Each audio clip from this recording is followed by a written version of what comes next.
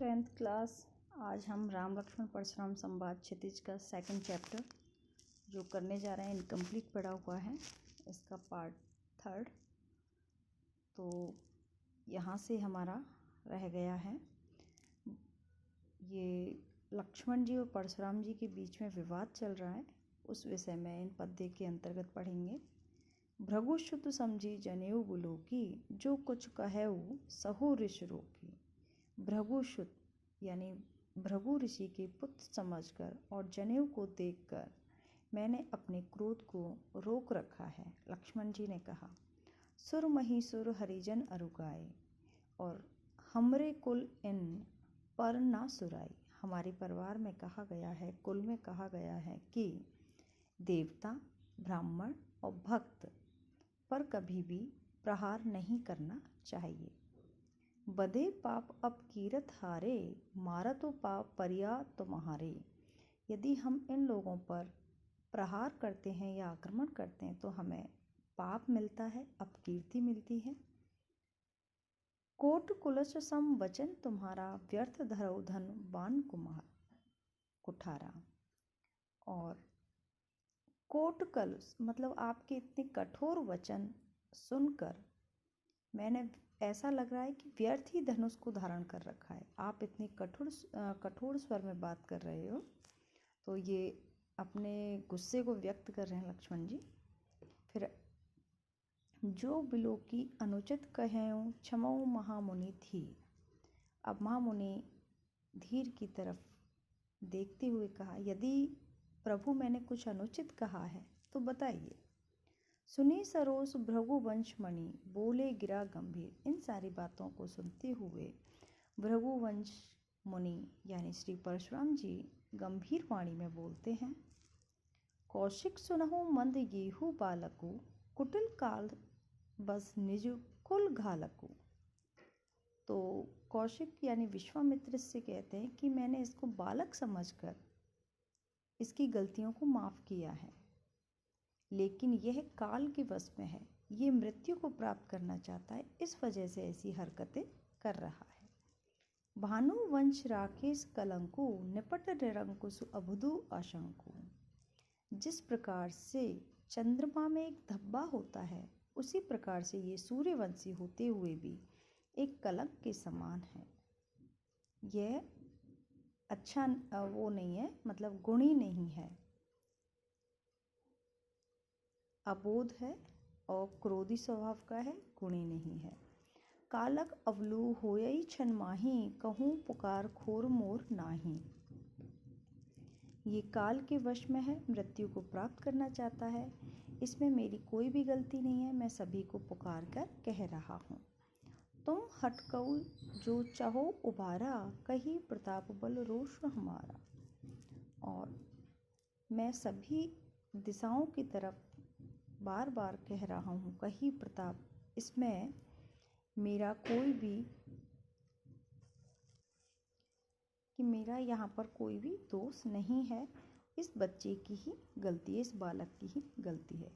लखन कहो मुनि सुजस तुम्हारा। लखन जी कहते हैं कि मैंने तुम्हारे बारे में सुजस सुना है, तुम्हारा बहुत वर्णन सुना है, तुम ही अछत को बर नहीं पा रहा।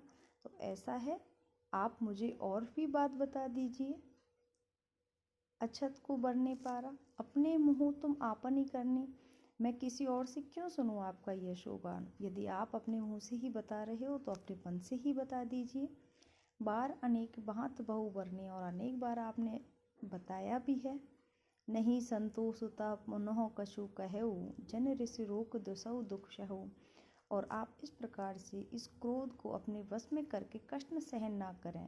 जो भी बात है आप अपनी बात व्यक्त करें। वीर व्रती तुम धीर अछोभा, गारी देतना पावो शोभा।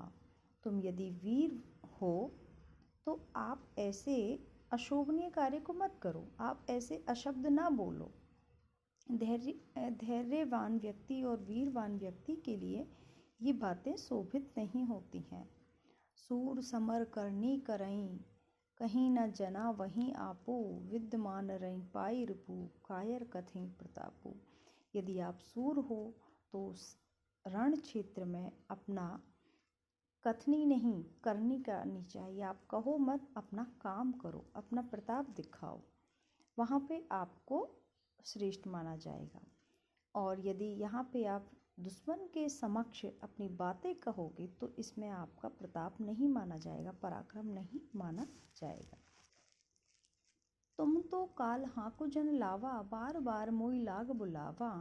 तुम तो काल के वश में हो, इसलिए मुझे बार बार बुला के ले आते हो। ये परशुराम जी कह रहे हैं।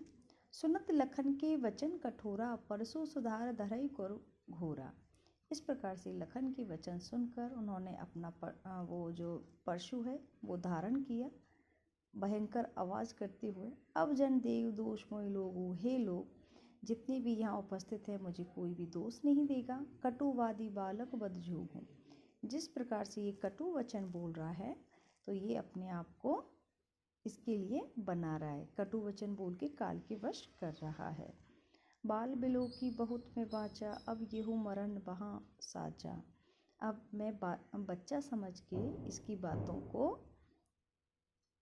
छोड़ रहा था, ध्यान नहीं दे रहा था, लेकिन ये तो मरने वाला है, अब ये निश्चित हो चुका है। कौशिक कहा क्षमय अपराधो। अब कौशिक यानी विश्वामित्र जी कहते हैं कि अपराध को क्षमा करो। बाल दोष गुण गुनई न साधु। जो साधु लोग होते हैं बच्चों के दोष पर गणना नहीं करते, बच्चों के दोषों को देखते नहीं हैं। खर कुठार में करुण को ही, आगे अपराध गुरु दो ही।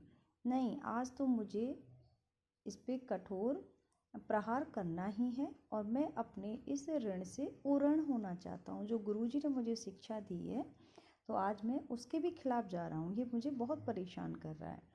उत्तर देते छोड़ो बिनु मारो। और इस प्रकार से केवल कौशिक शील तुम्हारे, कौशिक यानी विश्वामित्र आपके शील की वजह से ही चलो मैं इसको छोड़ देता हूँ।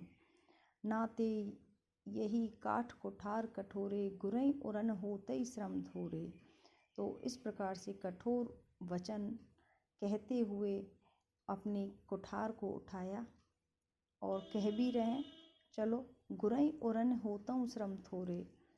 गाधी सुन कह हृदय हसी, मुनई हरिहरे सूझ। अय मैं खान ना ऊख में, अझऊ न बूझ अबूझ। और कौशिक जी कह रहे हैं, मन में गाधी सुनो यानी विश्वामित्र जी के लिए है, अपने हृदय में मुस्कुरा रहे हैं कि भगवान परशुराम जी को सभी जगह हरियाली ही, सभी जगह विजय ही दिखाई दे रही है। अनेक क्षत्रियों को पराजित किया है तो उनको लग रहा है कि ये क्षत्रिय भी साधारण है और पराजित हो जाएंगे। अय में है खान ना ऊख में। तो जिस प्रकार से ये ऊख में नहीं है, ईख का गन्ना नहीं है जो मुंह में जाते ही गल जाएगा। अझऊ ना बूझ अबूझ। और ये इसको साधारण समझकर बातें कर रहे हैं। ये क्या है, एक खड़ग है, तलवार है लोहे की, लोहे की तलवार के समान बोला है राम और लक्ष्मण को। और इस प्रकार से विश्वामित्र जी मुस्कुरा रहे हैं। एक अंतिम हो रहा है, कहेऊ लखन मुनि सील तुम्हारा, को नहीं जान विदित संसारा।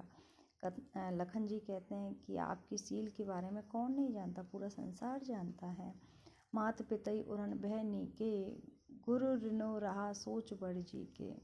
माता पिता और सभी गुरुजन भी आपके बारे में जानते हैं, वर्णन करते हैं। सो जनो हमरे ही माथुई काढ़ा, दिन चले गए ब्याज बड़वाड़ा। अब आन ही भयवरया बोलऊँ, तुरत देऊ मैं थैली खोल। देखिए इसमें है सो जनो, ये तो हमारे ही ऊपर एक ब्याज है, आपका एक एहसान है। दिन चले गए ब्याज बढ़वाड़ा, और ये समय बीतता चला गया, ऋण और बढ़ता चला गया है। अब आने ही बहवरिया बोली, अब समय आ चुका है, तुरंत देऊ मैं थैली खोली। जो भी ब्याज है आप अपने थैली खोलिए और ब्याज चुका दीजिए, और हम भी अपना हिसाब करते हैं। मुनि के इस प्रकार से कटु वचन, मुनि ने इस प्रकार से लखन के कठोर वचन सुने, हाय हाय करने लगे लोग बाग। और इन्होंने अपना परशु उठा लिया हाथ में और पुकार कर कहने लगे, भृगुवर परशु देखा वही मोई। और लखन जी को देखते हुए और सभी प्रजाजन शोर कर रही है। लखन जी कह रहे हैं मैंने विप्र समझ के इनको छोड़ रखा है, ये नृपद्रोही हैं, राजाओं को मारने वाले हैं। मिले ना कबहु सुबट रणघाड़े, तुम्हें कोई अच्छा योद्धा नहीं मिला है हमारे जैसा। द्विज देवता घरें के बाढ़े, और हमारे यहाँ कहा है कि जो देवता है या ब्राह्मण है उनसे आप युद्ध ना करें, पराक्रम ना करें। लेकिन जो वहाँ पे उपस्थित लोग हैं वो सभी क्या कह रहे हैं, आप सभी अनुचित कर रहे हो, आप क्या कर रहे हो। उधर लखन जी का भी क्रोध बहुत ज़्यादा हो रहा है और उधर परशुराम जी का भी हो रहा है। तो अनुचित है, ये अनुचित है, सभा में ये नहीं होना चाहिए। रघुपति शई नहीं लखुन निवारे, रघुपति ने फिर क्या बोला, इन लखन की बात सुनते हुए निवारण करते हुए कहा, लखन उत्तर आहुति शरस, भृगुवर को पुकृशानो, बढ़त देख जल सम वचन बोले रघुकुल भानु। तो रघुकुल के भानु सूर्य के समान, रघुकुल के सूर्य के समान भगवान श्री राम शांत वचन से बोले। एक जैसे हवन में आहुति देते हैं उस प्रकार से उनके वचन थे। और भृगुवर उनके क्रोध को शांत करते हुए परशुराम जी के भड़त देख, जो अग्नि जल रही थी क्रोध रूपी, उसको शांत करते हुए बोले। और इस प्रकार से ये हमारा चैप्टर फिनिश।